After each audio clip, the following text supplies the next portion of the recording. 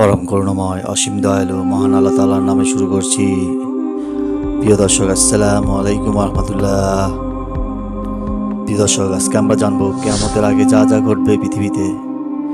মহান আল্লাহ ছাড়া দুনিয়ার দৃষ্টিনন্দন সব সৃষ্টি সুন্দর, বাড়ি আসবাবপত্র পানাদিক প্রিয় স্ত্রী সন্তান কোনো কিছুই স্থায়ী নয়, সবই ধ্বংসশীল। ছোট্ট একটি হুকুমে মুহূর্তেই সব কিছু ধ্বংস হয়ে যাবে, এমনকি তার ভয়াবহতাও কল্পনাতীত। তবে তার আগে বেশ কিছু আলামত প্রকাশ পাবে। কি সেসব আলামত, চলুন জেনে নিই। আল্লাহ তাআলা বান্দার সতর্কতার জন্য ১৫০০ বছর আগে কুরআনুল কারীমে সব বলে দিয়েছেন। আল্লাহ তাআলা বলেন, একমাত্র আপনার মহিমায় এবং মহানুভব পালনকর্তার সত্তা ছাড়া পৃথিবীর সব কিছুই ধ্বংসশীল। সূরা আর-রহমান আয়াত ২৬ থেকে ২৭। তাছাড়া রাসূলুল্লাহ সাল্লাল্লাহু আলাইহি ওয়াসাল্লামও হাদিসে পাকে কিয়ামতের আগে সংঘটিত অনেকগুলো ঘটনার বর্ণনা দিয়েছেন, যার অনেক কিছুই সমাজে দেখা যাচ্ছে। হাদিসের বর্ণনা অনুযায়ী বোঝা যাচ্ছে যে কিয়ামত খুবই সন্নিকটে, মানুষ চরম বাড়াবাড়িতে লিপ্ত।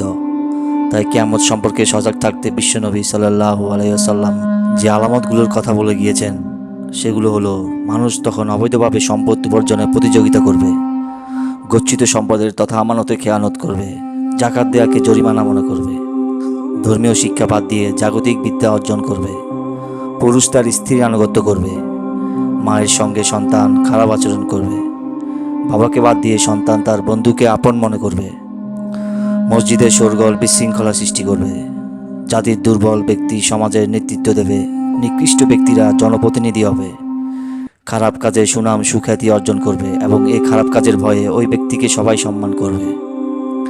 বাদ্যযন্ত্র ও নারী শিল্পীর অবাধ বিচরণ বেড়ে যাবে, মদ পান ও বিক্রি করাকে হালালভাবে প্রচার করা হবে, বংশের শেষ প্রজন্মের লোকজন আগের প্রজন্মকে অভিশাপ দেবে। সে সময় তীব্র বাতাস প্রবাহিত হবে, যার ফলশ্রুতিতে একটি ভূমিকম্প ভূমিকে তলিয়ে দিবে। যখনই কিয়ামত সংঘটিত হবে সে সময় কি ঘটবে কুরআন ও কারিমে তাও বর্ণনা করা হয়েছে।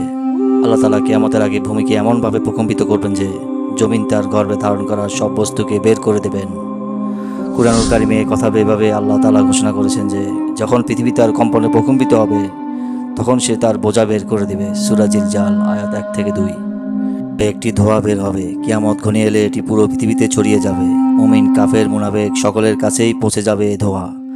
মুমিনগণ সর্দি রোগে আক্রান্ত হয়ে যাবে, কাফের ও মুনাফিকদের সকল ছিদ্রে প্রবিষ্ট হয়ে যাবে। এতে বিদায় নেবে পৃথিবীর ভালো মানুষগুলো এবং কিয়ামত সংঘটিত হবে দুষ্ট লোকদের ওপর। ৭, ইয়েমেন থেকে একটি আগুন বের হবে, এটি সকল মানুষকে হাঁকিয়ে নিবে হাসরের মাঠ শামের সিরিয়া এর দিকে। মানুষ যেখানে গিয়ে বিশ্রাম রাত্রি যাপন করবে এটিও সেখানে অবস্থান করবে।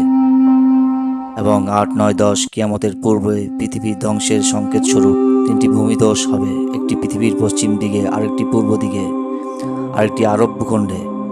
সুতরাং মুমিন মুসলমানদের উচিত কিয়ামতের সংঘটিত হওয়ার আগেই নিজের জীবনের প্রতিটি মুহূর্তকে জীবনের শেষ মুহূর্ত ভেবে উল্লেখিত কাজগুলো থেকে বিরত থাকা। আল্লাহ তাআলা মুসলিম উম্মাহকে কিয়ামতের সব আলামত ও তার ভয়াবহতা থেকে হেফাজত করুন।